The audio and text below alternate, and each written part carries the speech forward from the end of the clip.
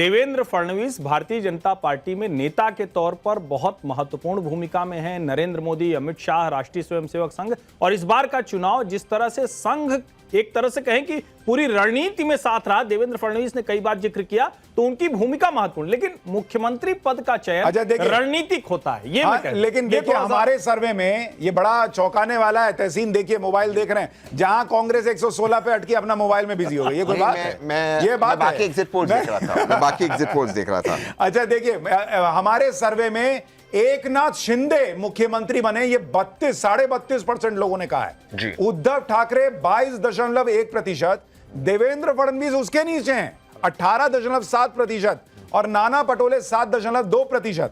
यानी अगर इन आंकड़ों के हिसाब से चले तो एकनाथ शिंदे फिर से सीएम पद पर वापसी कर सकते हैं। लेकिन खुद अमित शाह तक कह चुके हैं कि भाई वहां पर सीएम बाद में डिसाइड होगा, और अगर बीजेपी सिंगल लार्जेस्ट पार्टी है तो फिर बीजेपी का सीएम बनना चाहिए। अब आपको दिखाते हैं कि किस पार्टी को कितनी सीट है महाराष्ट्र में, जरा वो तस्वीर देखिए। 159 जो बीजेपी गठबंधन का आंकड़ा है, इसमें खुद अकेले बीजेपी को 95 से 105 सीटें आ सकती हैं। शिवसेना शिंदे गुट को 33 से 37 सीट आ सकती है, और अजीत पवार की जो पार्टी है वो कहां फिर जा रही है आप समझ ही सकते हैं। उनका भी बता ही दीजिए, 95 से 105, 33 से 37, यानी मात्र 18 से 21 सीट पर अजीत गुट जो है वो सिमट सकता है। ये तस्वीर दिख रही है। सिद्धार्थ भाई, अगर आप सिंगल लार्जेस्ट पार्टी हैं जो एग्जिट पोल कह रहा है, तब भी एकनाथ शिंदे सीएम होंगे क्या?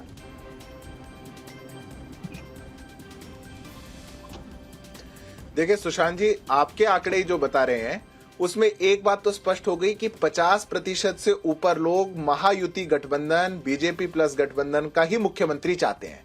अगर 50% से ऊपर लोग ऐसा चाहते हैं तो कहीं ना कहीं जो आंकड़े आप सीटों के लिए कह रहे हैं वो भी बहुत अच्छे और उससे बेहतर ही होगा, क्योंकि 50% से ऊपर का ओपिनियन एक बहुत बड़ा होता है। पर मुख्यमंत्री को लेकर के हम लोग पहले ही अपनी स्थिति को बिल्कुल स्पष्ट कर चुके। हमारे तीनों गठबंधन के साथियों के शीर्ष नेता, भारतीय जनता पार्टी का पार्लियामेंट्री बोर्ड, ये बैठ करके तय करेगा कि हमारा मुख्यमंत्री कौन होगा। हम वैसे भी सुशांत जी, आप इतने लंबे समय से भाजपा को और राजनीति को कवर कर रहे हैं। भाजपा मुख्यमंत्री बनाने के लिए किसी नेता को किसी पद पर बैठाने के लिए चुनाव नहीं लड़ती, हम विकास के लिए चुनाव लड़ते हैं। महायुति का मुख्यमंत्री होगा। अमित हमारे सहयोगी बताएंगे, वो भी बीजेपी में कवर करते हैं। अमित, अगर 159 बीजेपी गठबंधन और बीजेपी सिंगल लार्जेस्ट पार्टी है 100 सीटों के साथ, तो क्या एकनाथ शिंदे सीएम होंगे या बीजेपी का सीएम होगा?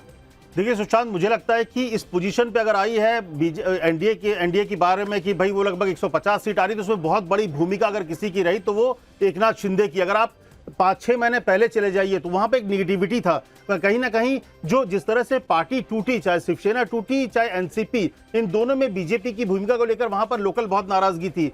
लेकिन धीरे धीरे जिस तरह से एक सामान्य जो ये एकनाथ शिंदे की, अगर आप भाई ये लाडली योजना सब तो बात की बात है, लेकिन जिस तरह से उन्होंने उनकी एक मुख्यमंत्री के तौर पर जमीन पर जुड़े हुए उनकी भूमिका थी, उन्होंने एक पूरे एनडीए को लीड जिस तरह से किया, मुझे लगता है कि आज ये अगर पॉजिटिविटी जो एक निगेटिव थॉट के साथ एनडीए को लिए जा रहा था करीब 7-8 महीने पहले, 6 महीने पहले, उसको पूरा पॉजिटिव में बदलने की एक जरा रिएक्शन हमारे महाराष्ट्र के रिपोर्टर से भी ले लेते हैं। शिवानी, एग्जिट पोल कह रहा है बीजेपी गठबंधन की सरकार। आप जब जमीन पर रिपोर्ट कर रही थी, कवर कर रही थी इस चुनाव को, आपको लग रहा है ये आंकड़ा 159 तक ही जाएगा या उसके ऊपर भी जा सकता है, उसके नीचे रह सकता है? सुशांत, बात करें अगर आंकड़ों की तो ये साफ तौर पर जो आंकड़ा हम 159 का दे रहे हैं वहां तक एनडीए अलायंस जो है वो पहुंच सकती है बीजेपी को लेकर।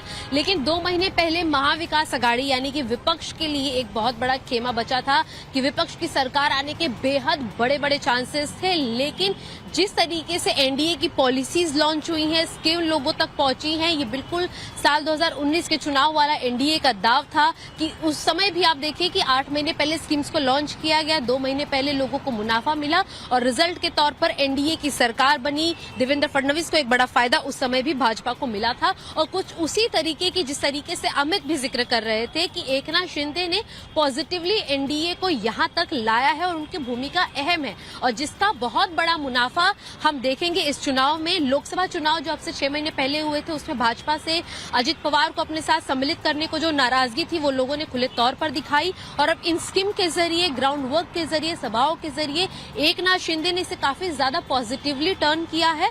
वोटिंग आपको मैं बता दूं महाराष्ट्र के अगर आंकड़ों की पुराने ठीक है, मैं उस पर आऊंगा। एक मिनट राकेश, इस आंकड़े से आपको जमीन पर जो आपने देखा उससे कंपैरिजन कीजिए।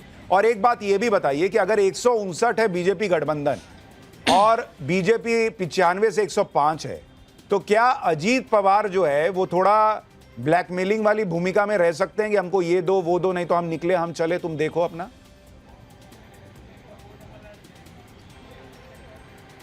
जी बिल्कुल, देखिए पहली बात तो मैं इन आंकड़ों से पूरी तरीके से लगभग सहमत हूँ, इसी के आसपास का ये आंकड़ा है।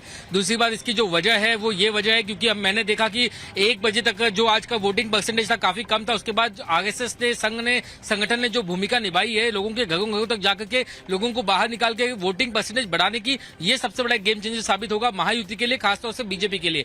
तीसरी बात, अजीत पवार खुद बीजेपी के अंदरूनी जो है ये सूत्र को बताते हैं कि उन्हें खुद को अजीत पवार पर यकीन नहीं है कि वो इस बार चुनाव के बाद क्या करेंगे, किसके पास जाएंगे, किसके पास नहीं जाएंगे।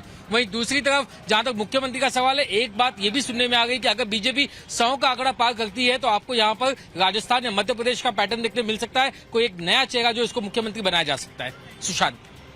अतुल, आपके हिसाब से?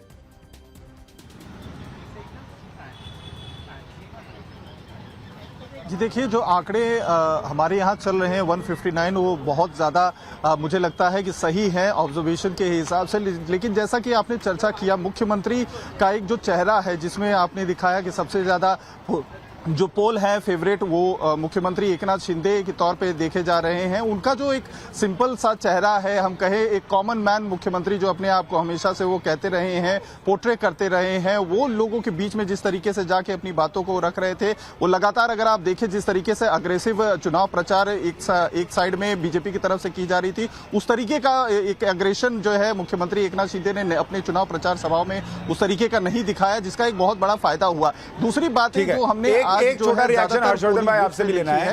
अगर 1 मिनट आ रहा हूं तहसीन, अगर अजीत पवार ने कहा कि सीएम मुझे बना, नहीं तो बना लो जैसे बनाते हो सरकार, मैं चला चाचा के पास, तब नहीं, पहली बात तो अजीत पवार इस अवस्था में होंगे नहीं।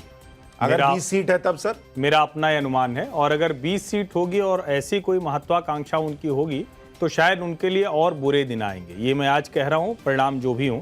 और एक मेरा बड़ा स्पष्ट मानना है, और इसको जरा ध्यान से देखिए, हम लोग बात कर रहे हैं कि देवेंद्र फडणवीस बनेंगे, एकनाथ शिंदे बनेंगे, लेकिन अजीत पवार को भी थोड़ा सा श्रेय मैं दे दूं कि उन्होंने भी इधर आकर जिस तरह का संतुलन दिखाया है वो कमाल का है।